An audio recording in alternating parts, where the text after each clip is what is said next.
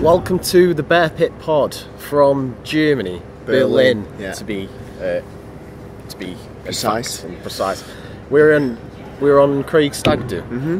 How's your Stag Do been so far, mate? Been great. It's been alright. I feel like I've generally dodged a lot of the enforcement of alcohol and all the rest of it, and I'm doing alright. But I think tonight might change slightly because people have noticed that I've been hiding a little bit. So yeah, you have been. I mean, you got away with it the first couple of first day or so. I mean, to be fair to you, the shots of tequila, but I don't think anyone's pushed you hard. Not really. I think that happens tonight. Yeah, I think so. Yeah, I think in total, I think 2 shots of tequila have come my way, and that's been it. In terms of additional drinks, you did have to do a neck of steam last night as well. Did a what? Neck of steam, a stein, whatever it's called. Oh yeah, I forgot about that. Yeah, I did. That 2-pinter thing. Yeah. But let's hope that we eventually do get you in an absolute state, and hopefully that's tonight. Fingers crossed. Yeah. Well, not fingers crossed. I want to be, coherent by the end of it. I don't want you to. You don't want me to. I was entrusting you to make sure I got through. No. Tonight I'm doing the opposite. How are you feeling now? I was feeling drunk, or as we speak now, where are you? I'm in midway. I've got a couple of cans here. Yeah. We've been at foot golf all day today. We've had a little bit of foot golf. You were crap. Me and you were on a team. Yeah. I think it's safe to say that I carried the side. Yeah, big time. Yeah, I was pointless in that squad, to be honest. You held it together, Al. I held it together. Thankful for that. Do you know who isn't holding it together? Stoke's pre-season. Well, I'm joking. We have lost 2 games today, though. They're over on the other side of Germany, opposite side to where we are.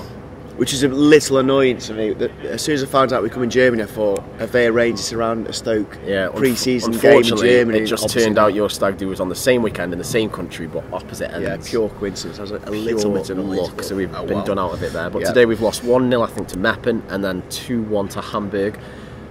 Eric Peters with a goal against Hamburg. Yeah, is that his first goal since Bojan assist. I think his last goal was Newcastle, wasn't it? Yeah, well, that wasn't even a shot, was it? It's like a cross that floated in the back post or something like that. But we're not used to Eric scoring. No, definitely not used to Eric scoring. But before that, we won 3-0 against Walsall. Yep. There was a behind closed doors game before that, which I believe was 5-0. Berahino scored. Praise the Lord. Yeah, and then Afellay and Bojan scored at Walsall. Crouch got one late on. What do you make of pre-season? I know we did the podcast with Matty Everington. He said never read into it. Never read anything into it. I never do. To be honest with you, even though I'm obviously a big Stoke fan and all the rest of it, I don't even keep up with it.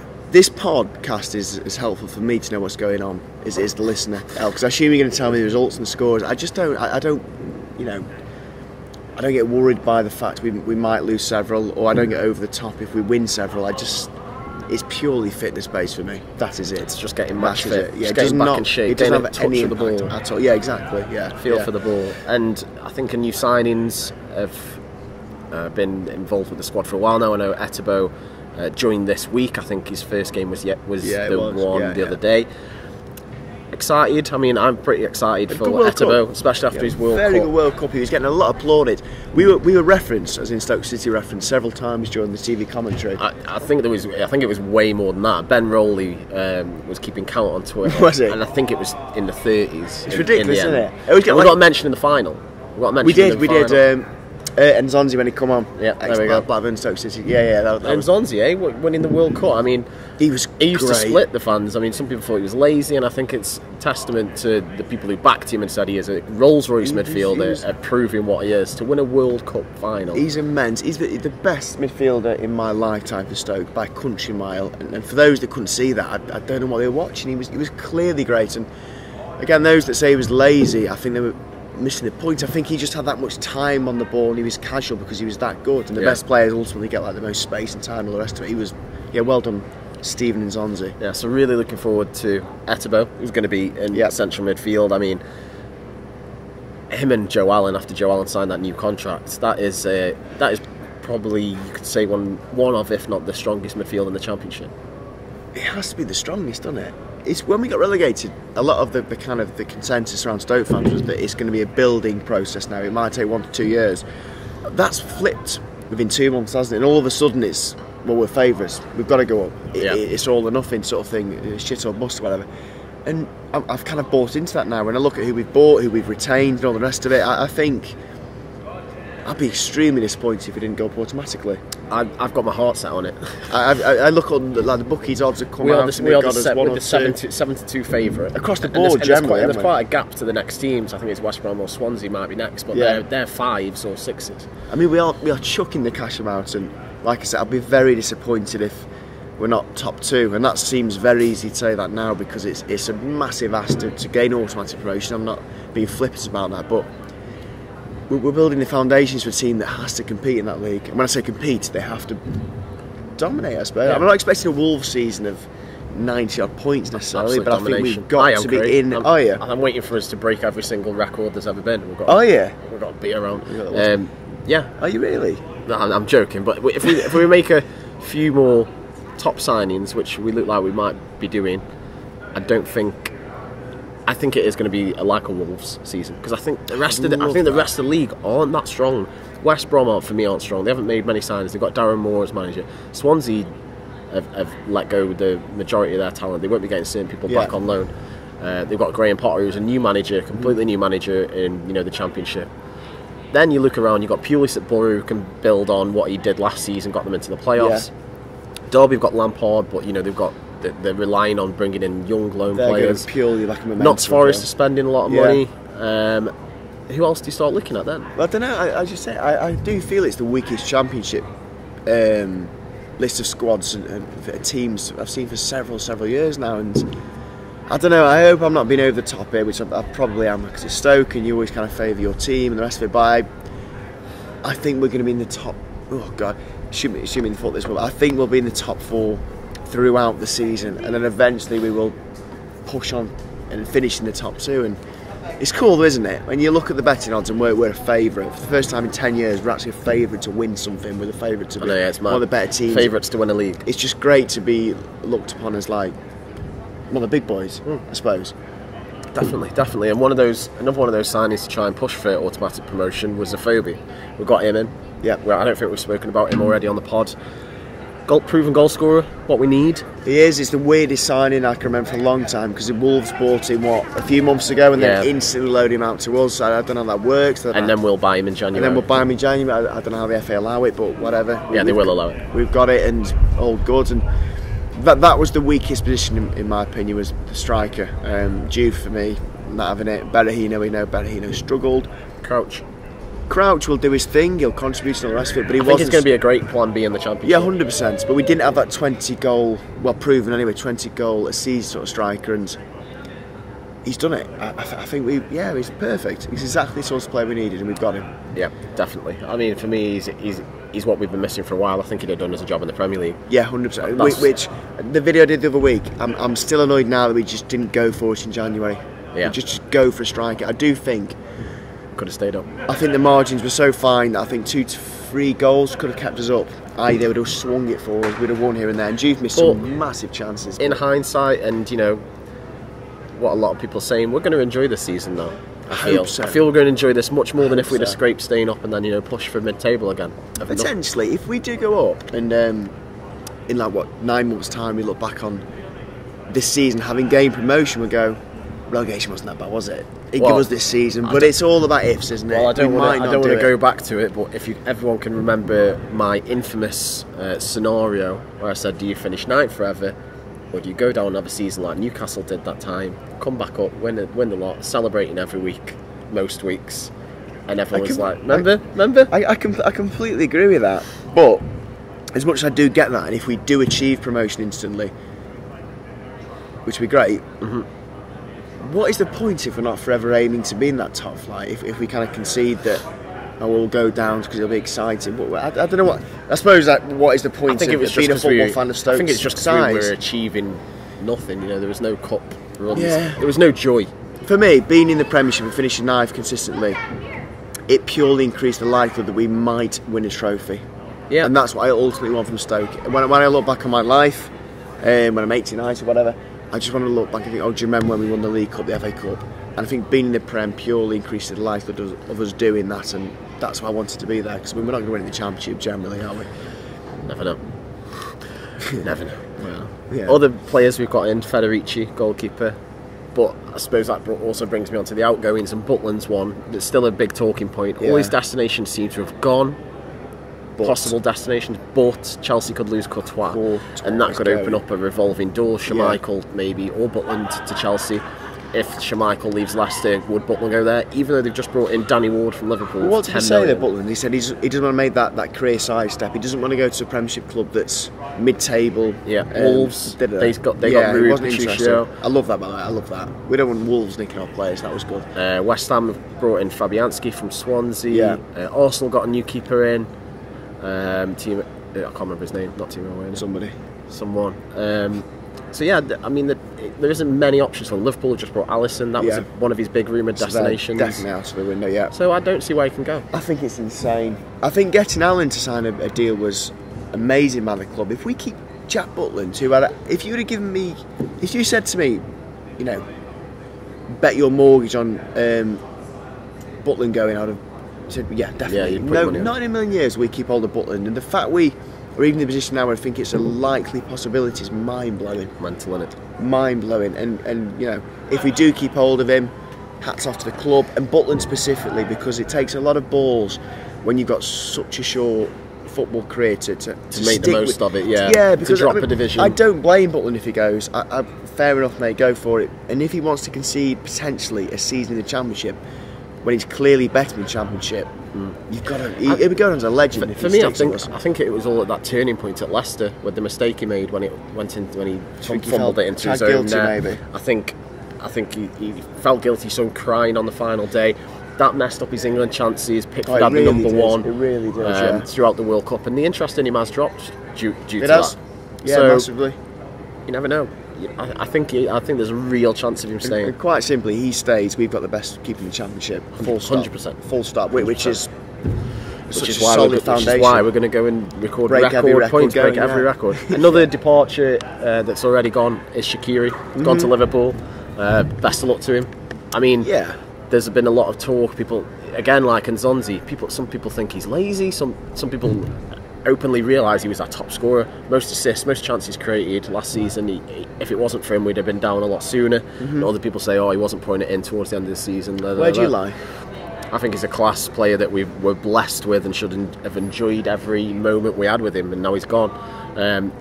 I think those mercurial players, you allow to be, they have that lazy side in them, if it is even that. I don't think it is, but to be perceived as lazy, Arnautovic had it. He was our best player by far. You look at the Ronaldo when he was at Manchester United and probably at Real Madrid as well.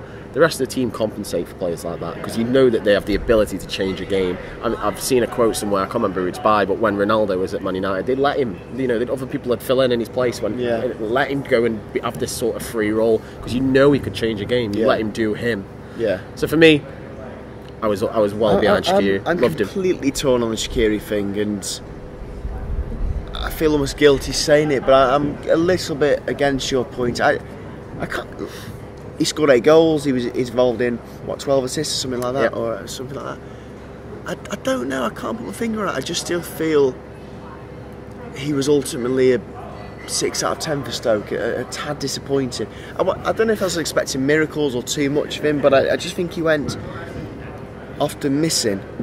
And that might get slaughtered, and again I look at his stats and what he brought last season, but I just think, I don't know. I said to you at the start of last season, and I stand by this point, and this will get slaughtered, I guarantee it. I said if we're in a relegation battle towards the end of the year, which we were and ultimately lost, I'd rather Walters in the squad than Shaqiri. Yeah. I stand by that, and that is going to get slaughtered by some. I think some will agree. I just think it takes a bit more than that flair and skill to survive in the Premiership, and I think he didn't offer Stoke City, a club of our size. We can't overly rely on that patience model of he don't have to defend because he's got that thing. We need someone to graft, and I don't know. Is that making any sense? A little bit. I think I've gone around the houses. I think you have had a few on this weekend. So. Yeah, I think I've gone around the houses. But for those that understand, let us know if someone else who was quick to slate Shaqiri as soon as he left was Charlie Adam. Straight in, mess about. Straight in, slated him, saying he was one of those players who got away with murder last year. I mean, what did you find out, mate? What he didn't try? He said he didn't try or something. We both have this standpoint on Charlie Adam. You're all right. You don't mind him. I don't mind Charlie. I detest him, and I really want him out of the club. He's just setting up for this media career now. This is the sort of thing you say in a book at the end of your career or when you finish. You don't start doing this whilst you're still a player who's on the radio every other week. I think he's forgetting he's supposed to be playing football. And I'm going to go through this thread, which is by George Heath at HeathG92, and he basically said about Charlie Adam pointing the finger at Shaqiri and said, let's look at some stats to back it up. Yeah. It's goals, Shaqiri 8, Adam none. Reminder that Charlie Adam missed an open net away at Watford. Assists, Shaqiri 7, top, Adam none. Reminder that Lasse Sorensen, Berahino and Hesse managed 1 assist each last season. Shots, Shaqiri 69, more than any other player. Adam 10. 6 of those are probably from the halfway line. Yeah. Tackles, Shaqiri 25, Adam 9. Interceptions, Shaqiri 16, Adam 9. Errors leading to goals, Shaqiri none, Adam 1, which was the Newcastle game when he was in the centre of the pitch, had no pressure whatsoever, and just passed it to a Newcastle player. Red cards none, Shaqiri none, Adam 1. The red card was of course in that Everton game, which was a must win, and he fucked it up for us. He also missed the penalty at Brighton, couldn't get in the rebound. How can Charlie Adam point the finger at anyone? I can't, and like you say, even if it's correct, how can he come out publicly and say that? It's something not... Charlie, fucking don't throw stones in glass houses. I agree, I can't argue that. I've bigged up and defended Charlie Adam in the past. I think he shows a lot of passion, which I appreciate, but I've got nothing for that argument. I mean, it's true. It really is true. For all Shaqiri's faults of maybe not drafting as much, they're the stats. And Charlie's been a bit of an idiot there for me, to be honest. Been a bit of a he is, and I like Charlie Adam, but I can't retort to that point. I mean, can't. Look, it's ridiculous. A bit daft. So yeah, Charlie Adam, I hate you. I don't hate you, but that's a bit daft. I do. You hate him. I feel you lose, yeah. Players to come in, supposedly. It looks like James McLean is a done deal. Stoke tweeted out that he'd be doing a medical yesterday and that he'll be flying out to the squad. He's actually posted on his Instagram his pictures of his kids in the Stoke City kit, saying the kids love the new kit. Get the fans on side. But they've now been deleted. Have they? Yeah. So it's done. We've picked up and posted that out, and since they've been deleted. Yeah. So it looks like McLean's in. One that is going to divide the fan base. Right down the middle. Right down the middle.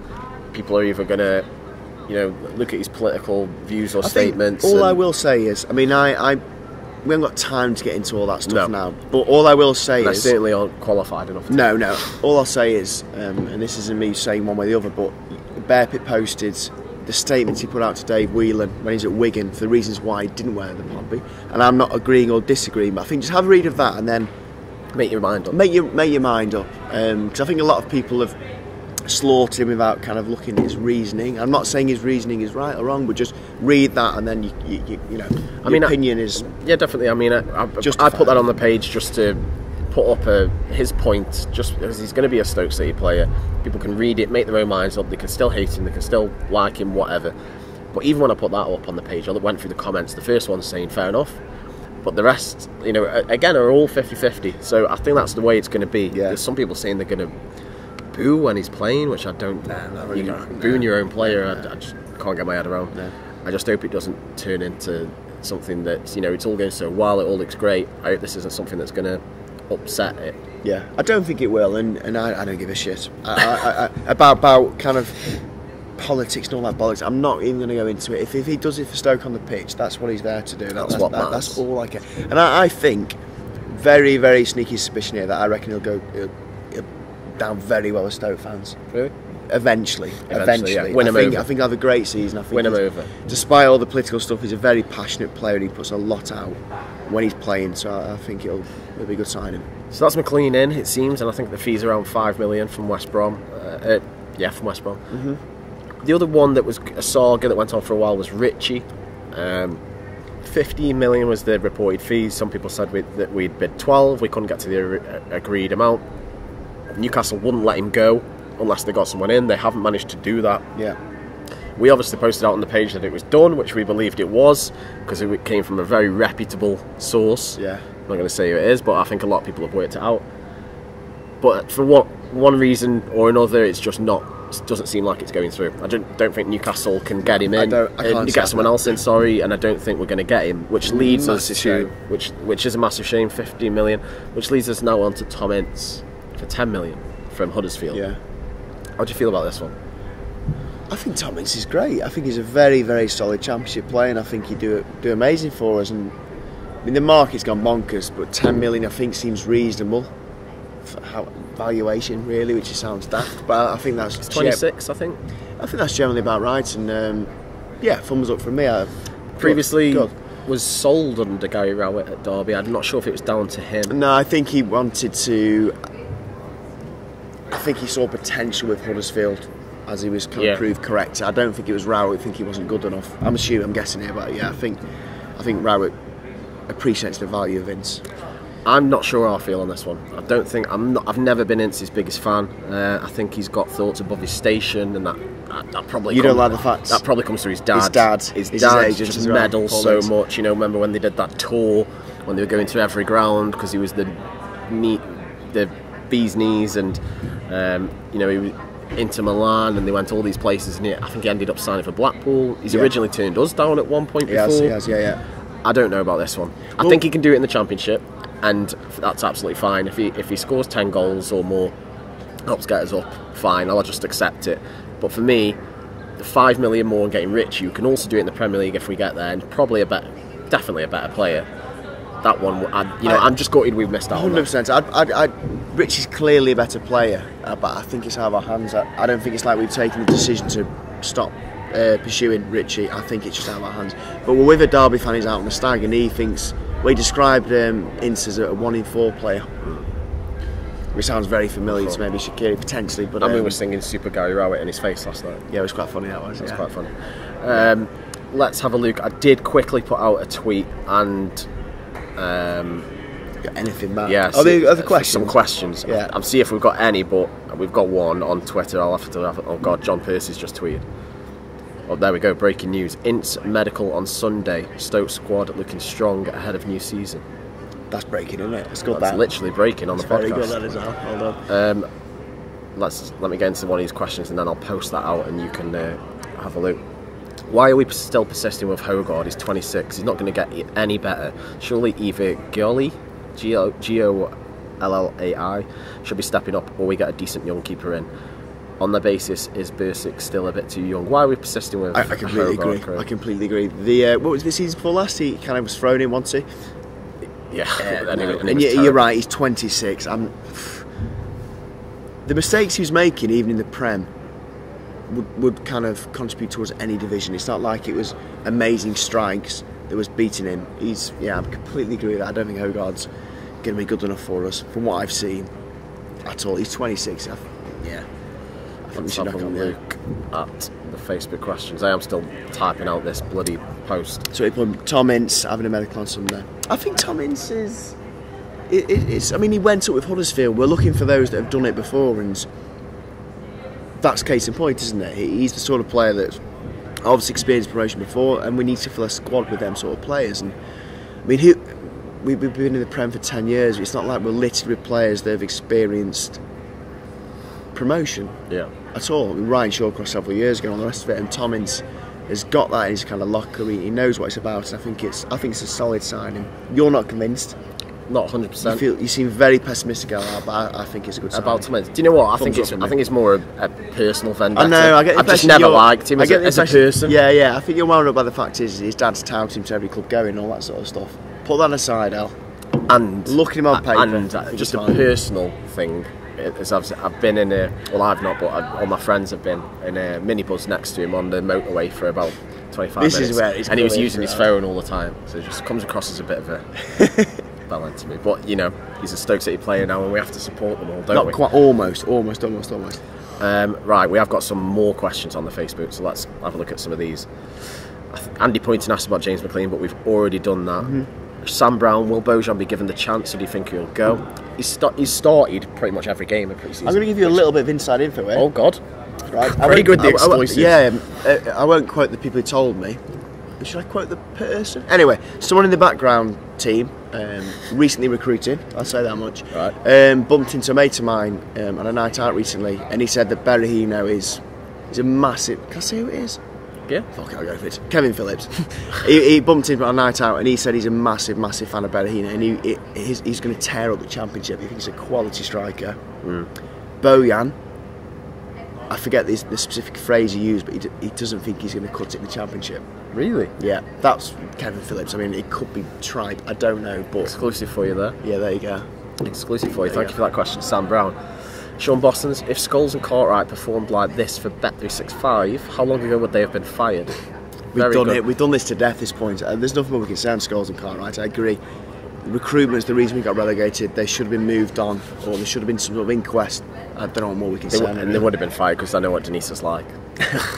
Owen Bloor, what was your favourite goal in the World Cup? Mine was 2 because I love this type of goal, and they were very similar, but the other one just nicks it. It was between Nacho and Pavard, the volleys where they cut across. Class, wasn't it? And I'm going to go with Pavard just because it bent into the top bin and it was a bit more finesse. There's definitely a goal that I thought was... It was a scandal that... who was it for Belgium who won the BBC's goal competition? Chadley. That was a scandal. I don't know, it was a good goal.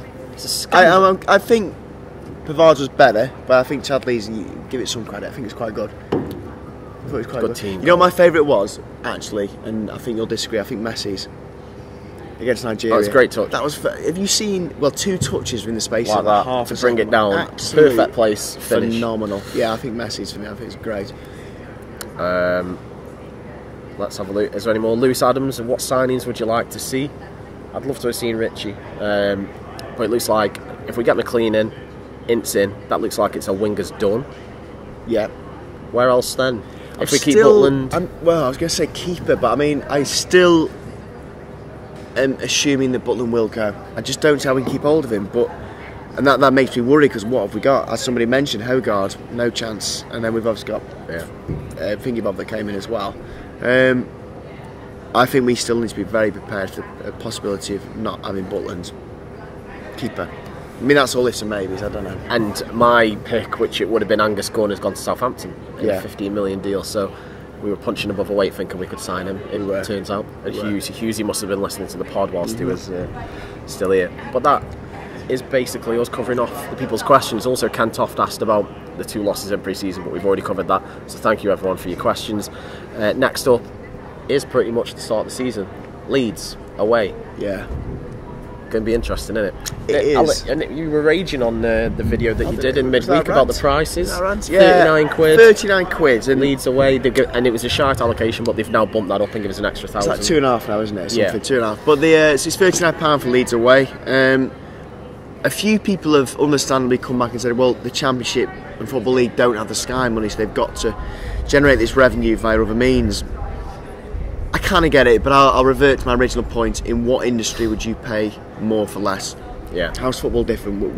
I know we don't watch it for the quality necessarily. We watch it because we're fans of Stoke and stuff. But the base point is we are paying more to watch a poorer quality of football. Yeah. That doesn't work. In no industry would you pay more for something that's not of the same quality. But we are, and we're suckers, and we pay it. And maybe we're to blame. We are for going down. Yeah, we are. We are. But I've got my ticket anyway, so that's all good. I'm on holiday for that. Gutted. I'm going to be watching it from Portugal. Streams, what are you thinking of? We're going to get the streams. With the Football League now, it's not the same luxury of streams. We're on TV every week, it doesn't matter. Of course, we're on Sky for Leeds, aren't we? So Leeds are on Sky, Preston we're on Sky. We are the big boys now. It's quite good. We're on Sky every week. It's quite good. We're on Sky every week. It is quite good. The Premier League and United and whoever are on. We are on every week. It is good. It is good. So that's to be considered a favourite or decent for once. Yeah. Right, we will wrap it there. So that has been the Bear Pit pod. We're going on a river cruise now, aren't we? We're going on a river cruise. So this pod won't be going out tonight because I'm busy. This will be going out tomorrow when I get back. But river cruise tonight. Yeah. We're going to chuck Craig in or something daft, no doubt. Don't, because no, we'll wash out that. Don't kill me. But that has been the Bear Pit pod. Make sure you go and give us a like. We're back now proper. Is this it? Where the pod's back? Sort of, because I'm in Portugal for 1 week, so I'm the week before the season starts. Works, so maybe we're back. We're back in a way. Make sure you go and give us a like, comment on YouTube, SoundCloud, Acast, iTunes, all that good stuff. Make sure you go and leave that. We will be back at some point. A week on Tuesday is my vague guess. bees come in and try to attack me. Yeah, but we'll have to see, because like I say, I'm away at some point. But we hope you enjoyed it. Little special one from Craig Stag do. We're now off to get pissed.